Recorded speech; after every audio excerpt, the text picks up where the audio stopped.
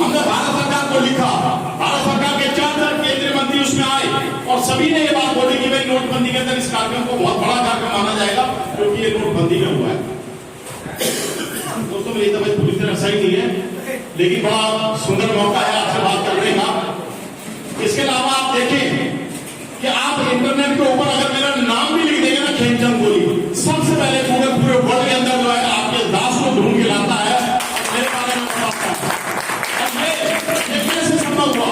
दोस्तों मैंने आपकी पीड़ा को अपनी पीड़ा माना है और आप जितने यहाँ बैठे अगर आप ईमानदारी से बता दें आपने कभी मुझे फोन किया हो और मैंने आपकी बात को ना सुना हो, और अगर मैंने आपके लिए या अभी जो हमारी फरीदाबाद की टीम आई है, अभी एक वहां पे धर्मशाला जो है बड़ी मोटी लागत से उधर बन गई थी, उसमें मतलब बिगड़ रहा था, इन्होंने मेरे को बुलाया, मैंने कमिश्नर के यहाँ धरना किया और हाथों हाथ उसको पास करवाया। आज वो पूरी होने के कगार पे।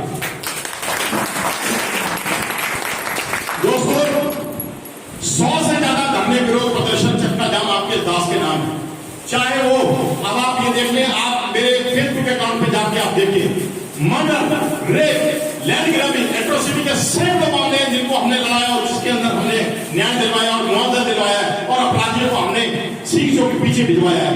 एक छोटा सा मैं आपको उदाहरण देता हूँ मन्नू भाई तांती का। मन्नू भाई तांती एक ऐसा शख्स था 24 साल का जिसको गुंडों ने थ्रेशर मशीन में डाल के जिसका कीमा बढ़ा दिया था। जब हमारे पास वो बात आई तो हमने पूरी ईमानदारी और वफादारी से उसका केस राष्ट्रीय जनजाति आयोग ने 8.25 लाख रुपए का उसे सरकार ने अनुदान दिलाया और हम 4 व्यक्ति मैंने भाई प्रेम कुमार विद्यार्थी जी ने, आर के वर्मा जी ने और एक उमाशंकर जी दिल्ली दूर स्टेशन पे काम करते हैं, हमने 5-5 हजार रुपए इकट्ठा करके 20,000 रुपए विधवा के हाथ में रखे। हमने इसलिए उसके हाथ में रखे क्योंकि भीख न मांगे वो बहन और आज सब्जी बेच करके वो अपने परिवार का पालन कर रही है, लालन कर रही है और आप सब लोगों को दुआएं देती है कि बुरे वक्त पे अभी आपको और बताऊं, हरियाणा के अंदर, जुलाना के अंदर, जींद के अंदर हमारे एक भाई को पुलिस उठा के ले गई थी, उसको इतना मारा कि वो थाने में बेचारा मर गया और 2 दिन बाद उन्होंने ये बोला कि बीमारी से मरा है। उस लाश को हमारे भाइयों ने 4 दिन तक जो है एक बर्फ के शोकेस में रखा और वो थाने में उस लाश को लेके गए तो डंडे मार के हमारे भाइयों को भगा दिया गया। ये बात थी ना। मेरे को हमारे स्टेट चेयरमैन हरियाणा के भाई सतनाम सिंह कबीरपति जी का फोन आया कि हमारे समाज में ऐसी बात हो गई है, पुलिस ने मर्डर किया और आज पुलिस जो है पल्ले झाड़ने और 1 रुपया भी इनको कोई अनुदान नहीं मिला है और मान सम्मान के लाइए। भाई साहब सारे काम छोड़ के मैं 2 घंटे के अंदर में वहां पहुंचा और दोस्तों वहीं से मैंने डिप्टी कलेक्टर को फोन किया, अंग्रेजी में मेरी उससे बात हुई, मैंने उसको बोला आप अगर 2 दिन के अंदर मुआवजा नहीं देते और उनको पकड़ देंगे पुलिस वालों को तो हमारा धरना होगा। दोस्तों मैं घर आया, मैंने ट्वीट किया, बात के प्रधानमंत्री को, राष्ट्रपति को और इनके मुख्यमंत्री हरियाणा को लिखा, गवर्नर को लिखा। दोस्तों अगले दिन पुलिस का पूरा दस्ता, आईजी, एसएसपी, एसपी सब उसके घर पहुंचे और 11 लाख रुपए का जो है चेक उस परिवार को देखते। जो भी बात कहूंगा सबूत के साथ होगा। मित्रों समय बड़ा कम है, अगली बार ये कार्यक्रम होगा दिल्ली के तालकटोरा गार्डन में और उस वक्त पूरे दिन का सेशन होगा, ब्रेकफास्ट सुबह होगा, लंच होगा और आपको शाम का ब्रेकफास्ट करके तब उसके बाद विदा करेंगे और वो 5,000 की संख्या से बढ़ता और हमारे लिए 5,000 कोई संख्या नहीं, हमारे लिए 20 लाख भी कोई संख्या नहीं है। हम वो शख्स से अगर देखो, अगर आप तन मन धन से इसलिए क्योंकि दिए के अंदर तेल नहीं होगा तो दिया तो इसलिए मैं आपको बोल रहा हूं क्योंकि ये तो मार्ग है अपने बाबा साहब ने दिखाया है, ये मार्ग काशीराम जी ने दिखाया है। काशीराम जी ने बोला था कि आपको अपने समय का 5%, अपनी स्किल मतलब जो हुनर आपके पास है उसका 5% और अपनी इनकम का 5% जो सही क्षमता आप समझो उसको देना चाहिए। अगर आपने ईमानदारी से मुझे 5% अपना दिया तो मैं दोस्तों आपको इस मन से पालन करके जाता हूँ। मैं आपके बच्चों के लिए और अपने बच्चों के ऐसा मजबूत प्लेटफॉर्म बना के जाऊंगा कि कोई भी हमारे गरीब बहन भाई को उंगली नहीं रख पाएगा। बाबा साहब ने देखो सबसे ज्यादा ताकत किसको दी है संविधान के अंदर बना करके, आपको और हमको। आप और हम ही को लोग वोट डालते हैं और हम ही सरकार बनाते हैं और अगर हम सरकार का तख्त ना पड़ते तो हमारे ऊपर लानत है।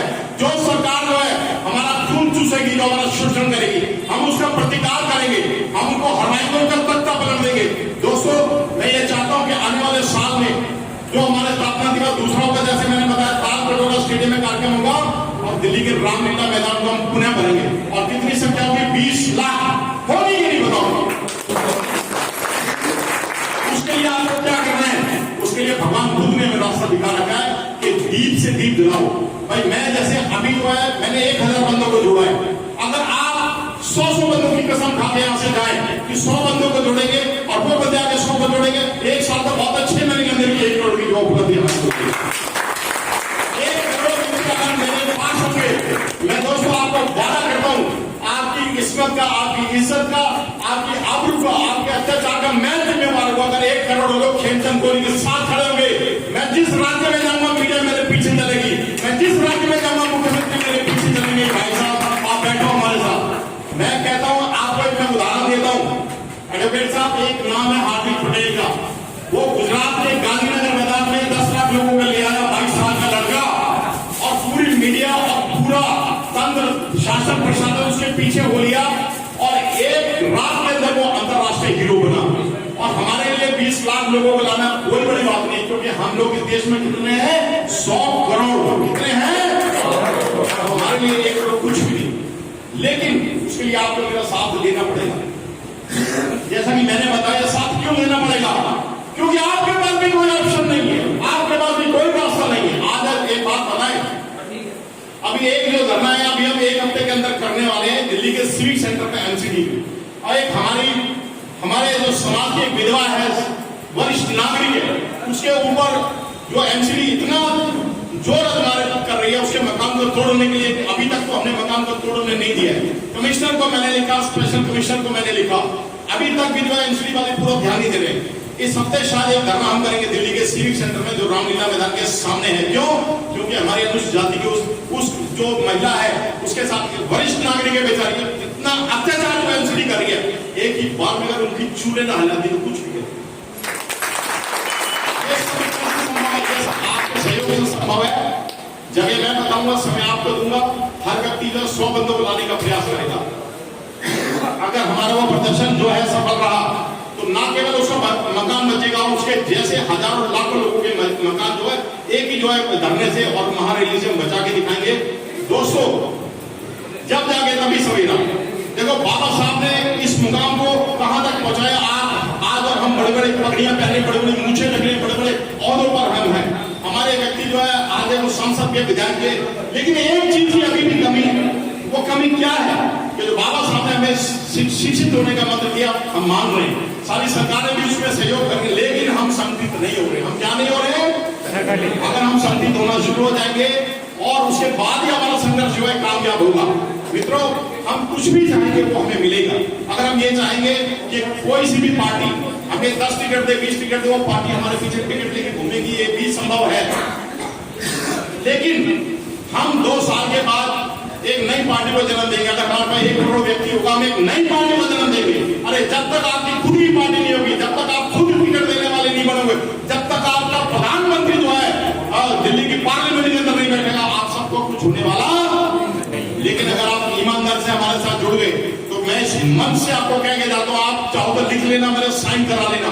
1 साल के अंदर 1 करोड़ लोगों को साथ जुड़ना है। हर राज्य की राजधानी के अंदर कार्यक्रम होंगे और 10 से 20 लाख की संख्या में होगा। हर साल दिल्ली के रामलीला मैदान को कम से कम 20-25 लाख लोगों से भरेंगे। हमारे लिए 20-25 लाख की संख्या कोई बड़ी संख्या नहीं है। क्यों? क्योंकि वो सब लोग हमारे बहन भाई हैं।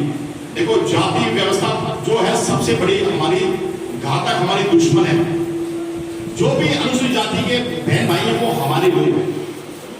हमें उनको प्यार करना चाहिए, हमें उनको सम्मान देना चाहिए। हमें कभी नहीं सोचना चाहिए अरे ये वाल्मीकि समाज है, वो वाल्मीकि समाज का है तो वो शूरवीर है, अरे देश का असली मालिक है वो, हम भी असली मालिक है, आप भी असली मालिक हो।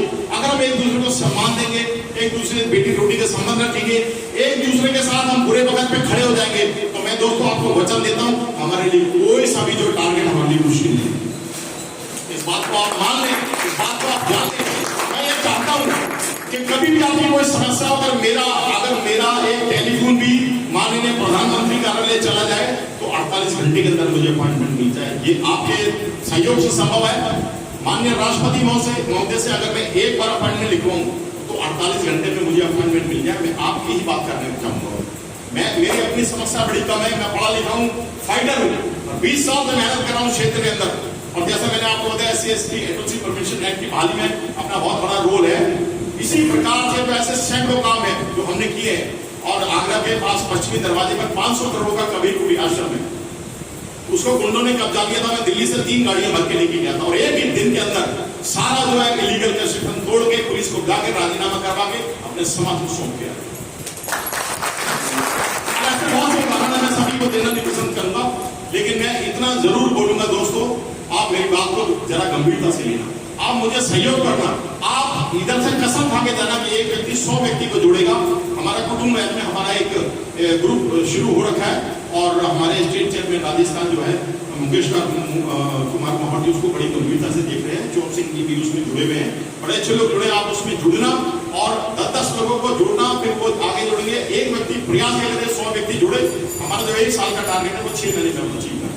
दोस्तों आपने मेरी बात को सुना और मैं अपनी वाणी को विराम देता हूँ, लेकिन 2 लाइन जरा मैं अपनी तरफ से बोलूंगा कि जमीर जिंदा रखा और कबीर जिंदा रखा। जमीर मतलब आपकी जो कॉन्शियसनेस है, जो इनरनेस है आपकी, जो सोल है आपकी, कि जमीर जिंदा रख और कबीर जिंदा रख। और सुल्तान भी बन जाए तो फिर भी दिल में फकीर जिंदा रख। और हौसले पे जानकाश में उम्मीद का पूरा तीर पे रख के जिंदगी में सब कुछ आना है, हार जाने लेकिन जीतने की उम्मीद जिंदा रख।